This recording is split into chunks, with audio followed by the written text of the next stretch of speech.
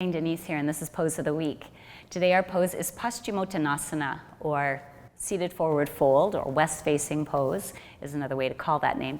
This was requested by Kate, so Kate, I hope this is helpful. So there's a number of places where you might have difficulty in this pose. It's a very good diagnostic posture. One of them may be you might feel quite a lot of tension as you straighten the knee. So if straightening your knees and activating your thighs here makes you feel quite a strong pull behind there, then I do recommend that you put something under your knees so you can have a little bend there. And actually this will help you because it gives you something to press into, which does settle down the nervous system. Another place where you might find difficulty is getting the bend into the hip. And that's very important. We want the hip to bend because it's designed to bend, but not bending in the sacroiliac joint or the low spine. Now, the problem with a pose like this is you can get a lot of leverage on this posture. So when you are able to get a mechanical leverage on the pose, then any structures that are in poor alignment are going to suffer. So you really can hurt your sacroiliac joint or irritate the lower lumbar vertebra. So what I recommend is that if you sit here and you're not able to get your pelvis straight up and down, don't even go any further until you get something under your sitting bones.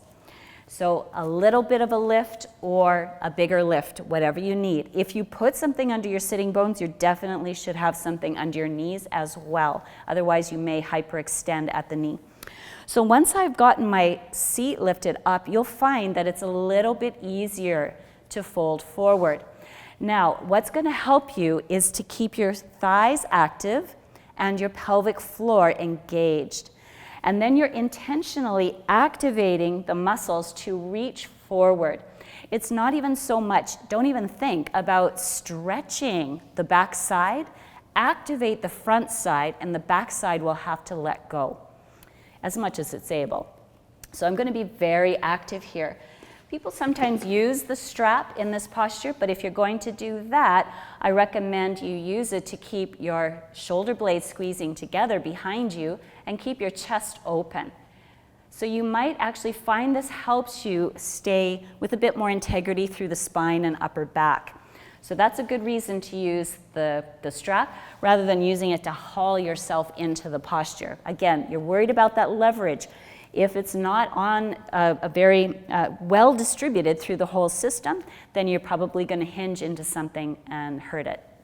So a little bit of support at the knees, support under the hips. Now, why would we have a goal of getting super flat in this posture?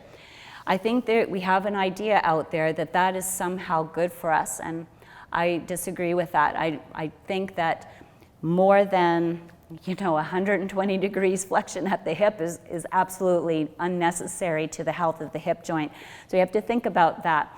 Am I strong? Can I support how much range of motion I actually have to deal with? The more you have, the stronger you need to be. So let's strengthen by activating here, supporting behind on the back side.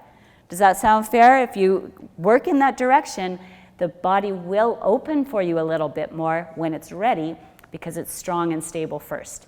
All right, Kate, I hope that helps, and let me know if it does. And send me your requests. Love to deal with it. Bye for now.